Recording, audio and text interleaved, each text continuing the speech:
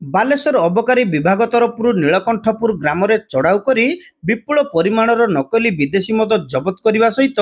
ଦୁଇ ଜଣଙ୍କୁ ଗିରଫ କରି କୋର୍ଟ ଚାଲାଣ କରାଯାଇଛି।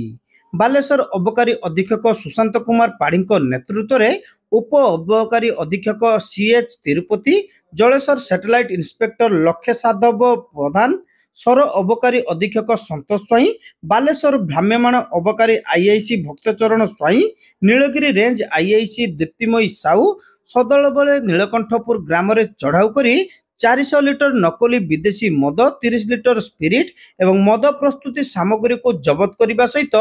ଅସିମିଳା ଗ୍ରାମର ମଣ୍ଟୁ ମଲ୍ଲିକ ଏବଂ ନୀଳକଣ୍ଠପୁର ଗ୍ରାମର ସୁଭାଷ ନାୟକଙ୍କୁ ଗିରଫ କରିଥିଲେ। ମଧ୍ୟାହ୍ନରେ ଅବକାରୀ କମିଶନର ନରସିଂହ ଭୋଳ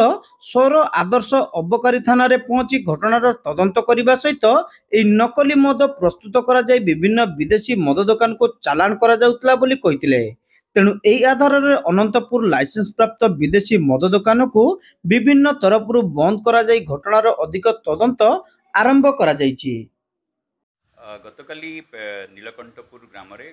ନକଲି ମଦ ପ୍ରସ୍ତୁତ ହେଉଥିବାର ଖବର ପାଇକି ଆମର ବାଲେଶ୍ୱର ଜିଲ୍ଲାର ସୁପରିଟେଣ୍ଡେଣ୍ଟ ଡେପୁଟି ସୁପରିଟେଣ୍ଡେଣ୍ଟ ତାଙ୍କ ନେତୃତ୍ୱରେ ଚଢ଼ାଉ କରାଯାଇଥିଲା। ଏଥିରେ ସେଠି ନୀଳକଣ୍ଠପୁର ଗାଁରେ ବିହାର ଏରିଆରୁ କିଛି ଲୋକ ଆସିକି ଏବଂ ଏଠି ଲୋକାଲି ବିଭିନ୍ନ ଦୋକାନରେ ସେଲ୍ସମ୍ୟାନ୍ ହିସାବରେ କାମ କରୁଥିବା କିଛି ଲୋକ ମିଶିକି ନକଲି ମଦ ପ୍ରସ୍ତୁତ କରୁଥିଲେ। ସେମାନେ ବାହାରୁ ସ୍ପିରିଟ୍ ଆଣୁଥିଲେ ଆଉ ବୋତଲରେ ଯେଉଁ ବ୍ରାଣ୍ଡ लेबलटा लगा जाए आउे जो आडेसिव लेबलटा लगा जाए जो थ्रू से ओरिजिनल कि डुप्लिकेट बोली जानी हुए सहीटा को भी से मैंने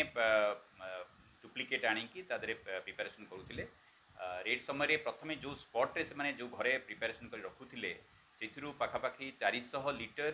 डुप्लिकेट मद जबत करा तत्सहित विपुल परिमाणर बोतल एम्प्टी बॉटल्स एवं एक्साइज आडेसिव लेबल कॉर्क एवं ब्रांड लेबल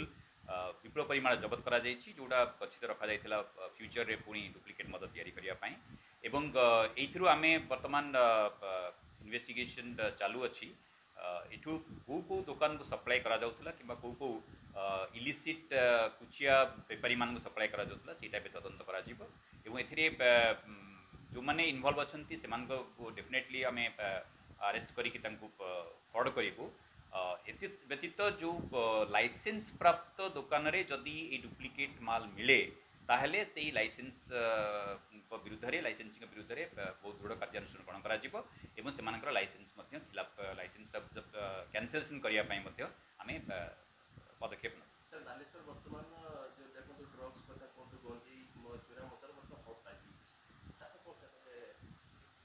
बालेश्वर जिला ट्रेडिशनली आम वेस्ट बेंगल सीमावर्ती होइथिबारु एठी गंजेई चालान कि ब्राउन सुगर है कि डुप्लिकेट मद है ये सब जिनस गुड़ाक बहुल मात्रा चालान होता है। बालेश्वर टाक ट्रांजिट हिसाब से यूज करशार अन्य जगह को सप्लाई करा जाए। आम विगत गोटे वर्ष भितर बालेश्वर जिले में अबकारी विभाग तरफ बहुत भल भल केस डिटेक्शन करा किसी लाइसेंस मान विरुद्ध में आम कार्यानुष्ठान ग्रहण करूँ तद्वारा कि आम गत वर्ष बालेश्वर जिले में लाइसेंस प्राप्त दुकान सेल बढ़ी। आम आशा करूँ आगामी दिन में यही प्रकार चढ़ाऊ जारी रखू एवं पर्टिकुलाली ब्राउन सुगर एवं नकली मद जोटा मनीष जीवन पर हानिकारक हो पाए ये दुटा विरुद्ध में आम चढ़ाऊ कन्स्टांटली जारी रही।